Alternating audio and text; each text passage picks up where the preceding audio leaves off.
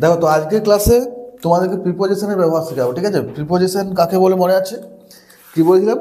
যে সকল শব্দ নাউন বা প্রোনাউনের আগে বসে দুটি পদ বা বাক্যের মধ্যে সম্পর্ক স্থাপন করে। তাহলে কি বললাম? যে সকল শব্দ নাউন বা প্রোনাউনের আগে বসবে, প্রিপোজিশন। দেখো প্রিপোজিশন, প্রি মানে পূর্বে, তাই তো। প্রি মানে পূর্বে, বলেছিলাম প্রি মানে পূর্বে, আর পজিশন মানে অবস্থান। তাহলে পজিশন মানে অবস্থান, তাহলে কার পূর্বে বসবে? নাউন বা প্রোনাউনের পূর্বে। তাহলে কি বলা হচ্ছে? যে সকল শব্দ নাউন বা প্রোনাউনের পূর্বে বসবে এবং পূর্বে বসে কি করবে? দুটি পদ বা বাক্যাংশের মধ্যে সম্পর্ক বা সংযোগ স্থাপন করবে, সেটা হচ্ছে প্রিপোজিশন। তো সেই প্রিপোজিশনের মধ্যে অন্যতম রয়েছে ইন, অন। সে ইনের আর অনের আজকে তুলনামূলক ব্যবহার আলোচনা করব। প্রথম দেখো ইন। ইন মানে হচ্ছে মধ্যে বা ভিতরে। ইন মানে কি বললাম? মধ্যে বা ভিতরে। তাহলে কোনো কিছুর মধ্যে বা ভিতরে অবস্থান করা বোঝালে ইন বসবে। তাই এক নম্বর কী বলা হচ্ছে? কোনো কিছুর মধ্যে বা ভিতরে অবস্থান করা বোঝালে ইন বসে। যেমন ধরো fishes live in water, Lions বা টাইগার্স লিভ ইন ফরেস্ট, তাই তো। দেখো in the forest, in the water, তাহলে কোনো কিছুর মধ্যে অবস্থান করা বোঝালে ইন বসে। তারপর দু নম্বরে দেখো কি রয়েছে? অপেক্ষাকৃত বড় জায়গার নামের আগে ইন বসে। মানে দুটো জায়গা রইল, সেই দুটো জায়গার মধ্যে যে জায়গাটা বড় সেই জায়গাটার নামের আগে ইন বসবে। যেমন in Kolkata, in Agra, in Delhi, in Chennai, মানে বড় বড় জায়গাগুলোর নামের আগে ইন বসবে। তারপর দেখো সাল বা বছরের আগে। এই যে সাল, এখন কত সাল? 2024 সাল, এরপর আসবে 2025 সাল, তারপর 2026 সাল, আগের বছর ছিল 2023 সাল। এই যে সাল বা বছর বলছি আমরা, সেই সাল বা বছরের আগে ইন বসবে, তাই তো। নেক্সট দেখো মাসের নামের আগে ইন বসে। এই যে 12টা মাস রয়েছে, এই মাসের নামের আগে ইন বসবে। In January, in February, in March, in April, in May, in June, in July, in August, in September, in October, in November, in December. Next দেখো ঋতুর নামের আগে ইন বসে। যে 6টা ঋতু রয়েছে আমাদের ওয়েস্ট বেঙ্গলে, সেই ঋতুর নামের আগে ইন বসবে। In summer, in winter, in spring, in autumn, ঠিক আছে, ইন মনসুন, ইত্যাদি ইত্যাদি। নেক্সট দেখো দিকের নামের আগে ইন বসে। এই যে 10টা যে দিক রয়েছে, সেই দিকের নামের আগে কী বসবে? ইন বসবে। দিকের নামের আগে ইন বসবে। যেমন in the east, in the West, in the north, in the south, তার দিকের নামের আগে ইন বসে। নেক্সট কী রয়েছে দেখো?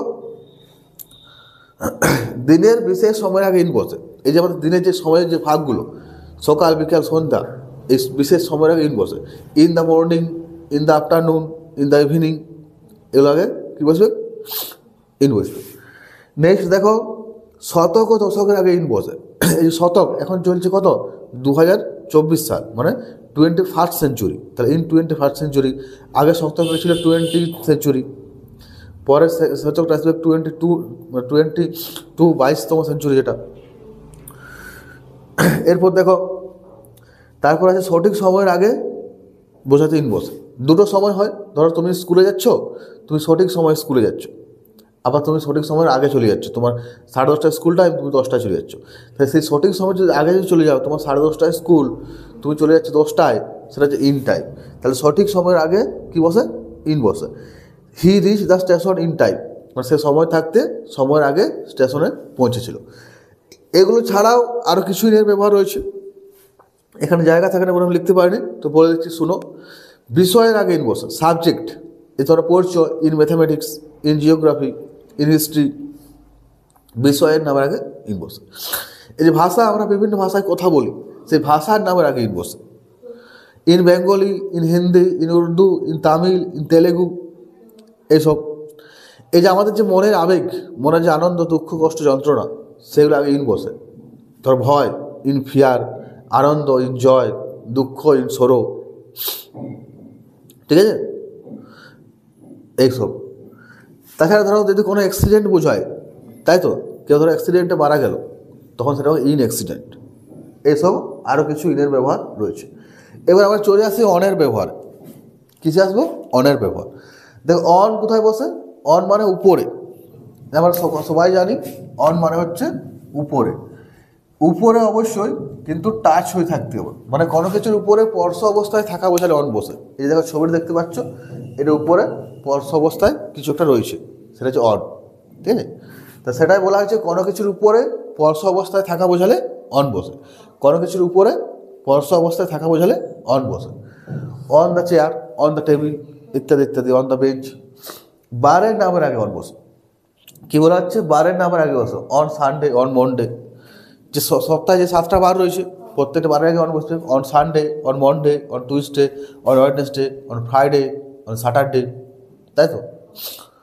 এই 7টা বারের নামের আগে অন বসবে। তারিখের আগে অন বসে, যেমন ধরো অন 31 ডিসেম্বর, অন 1 মে, এরকম প্রত্যেক যে তারিখ আছে তারিখের আগে কী বসবে? তারিখের আগে অন বসবে। 31 ডিসেম্বর এটা হচ্ছে আমার বার্থডে, ঠিক আছে? তারপর দেখো বিশেষ দিনের আগে অন বসে, এই যে on Christmas day, on my birthday, on good Friday, যে কোনো বিশেষ দিন তার আগে অন বসবে। নেক্সট দেখো সঠিক সময়ে বোঝাতে। দেখো আগের ক্লাসে কি বলেছিলাম যে সঠিক সময়ের আগে বোঝাতে ইন বসে। এবার দেখো একদম সঠিক সময়ে, তোমার 10:30টায় স্কুল, তুমি 10:30টায় পৌঁছাচ্ছ, সেই সঠিক সময়ে বোঝাতে অন বসে। He reach the station on time, সে সঠিক সময়ে স্টেশনে পৌঁছেছিল। নেক্সট দেখো কোনো কিছুর উপর নির্ভর করে বেঁচে থাকা বোঝাতে ইন বসে। এই যে ধরো কোনো কিছুর উপরে নির্ভর করে বেঁচে থাকা বোঝাতে কী বসে? অন বসে। যেমন দেখো দ্য কাউ লিভস অন গ্রাস, এই যে গরু কি ঘাস খেয়ে বেঁচে থাকে, লিভ অন গ্রাস। যদি বলি টাইগার কী খেয়ে বেঁচে থাকে, সেক্ষেত্রে আমরা বলতে পারি the tiger lives on meat, tiger তো মাংসই খাবে। তো একটা এক্সাম্পল কি লিখতে পারি? The tiger leaves